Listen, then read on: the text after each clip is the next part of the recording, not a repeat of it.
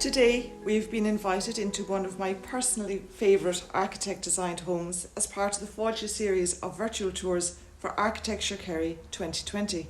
This is the home of Gearóid and Sandra. It's located in the heart of a West Kerry village. This home is a most interesting design response to a steeply sloping site while maximising views of the stunning Tralee Blea. Good morning, Gearóid. Thank you for having us. No bother. So Gearóid, there was a previous house on this site. Can you just give me the background to your decision to demolish the old house and build this beautiful home? We lived in a typical 70s bungalow house that was bought off plans, but we really wanted to make the most of the views and make the most of... We're really proud of where we live and really like the site, so we decided we'd try and make the most of it. Yeah, so you decided to employ the services of an architect to help you along that journey? Yeah, I visited a friend of mine's house and I loved it, and I asked him who designed your house, and they told us that Mehel Architects, so we rang them and went on their website. Loved the house they did in Manus in Clorglan, it won awards previously. I know the one, yeah. So loved that house. So Mark came to visit us in the old house and just loved his idea straight away. Okay. And so I suppose just to describe the home we're in, it's a split level house. So was that part of your design brief, or did that evolve through your discussions with Mark? We had the most basic brief anyone, I'd say, gave to an architect. We wanted just a house that made the most of views, that was nice and bright, and we more or less let him at it. So your views are to the north, is that correct? Yeah, it's the main reason we would have probably gone for an architect, because the views are to the north, and obviously it's hard to make the house nice and bright. The road is to the south, and we needed privacy as well, so Joe needed a lot of skill to design the house right, yeah.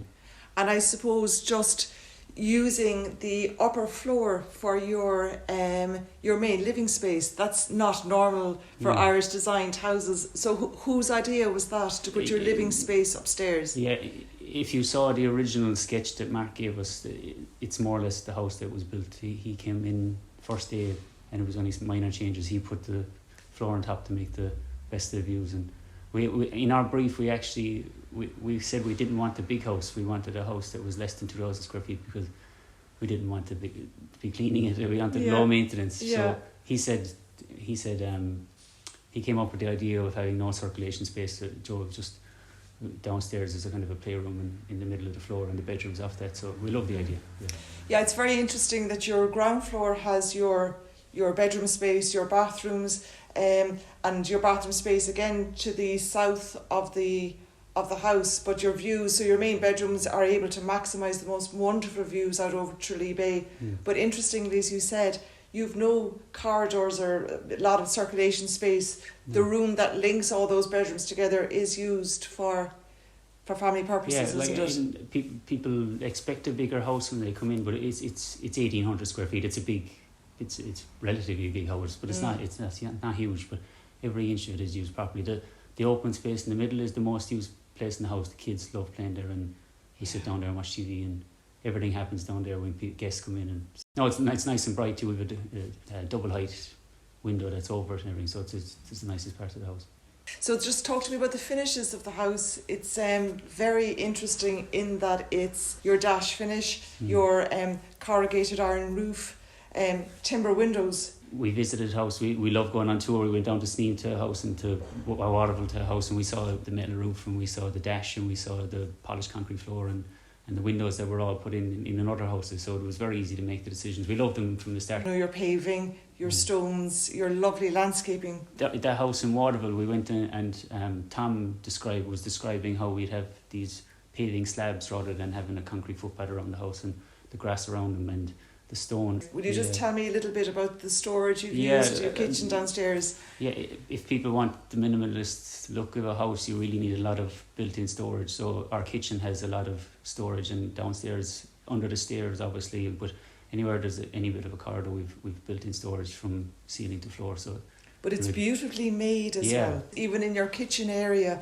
you have that little bench area, you have the cork at the back, which is wonderful for all those primary school projects that'll be coming home. Yeah, for organising football and soccer, we've all the planners up on the wall. So What kind of advice would you have for somebody who's starting out?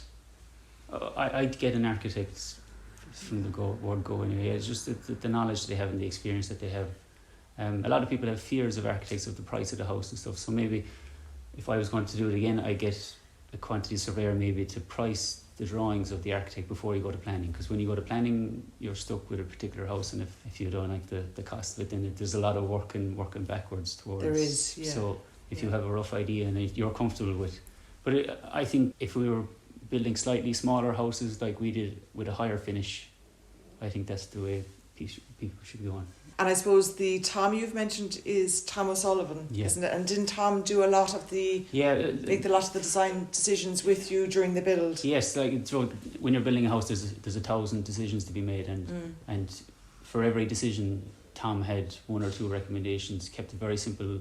Showed us a previous example in person or on his phone, and it just made life so easy. You mentioned earlier that he suggested to you about using the lovely timber in the toilet downstairs just as your storage area, and again it's very striking. In the house you're picking out tiles, but then Tom was saying, Joe, the natural feel of the timber would be lovely in certain places just to break up from the polished concrete and the hard surfaces that you see. I'd like to thank our builder Patrick Hurley and Tom and Mark for all the work they've been. I think Tom had mentioned Patrick several times to me, saying how excellent the work was. He was good. Thank you so much, No problem. Lloyd.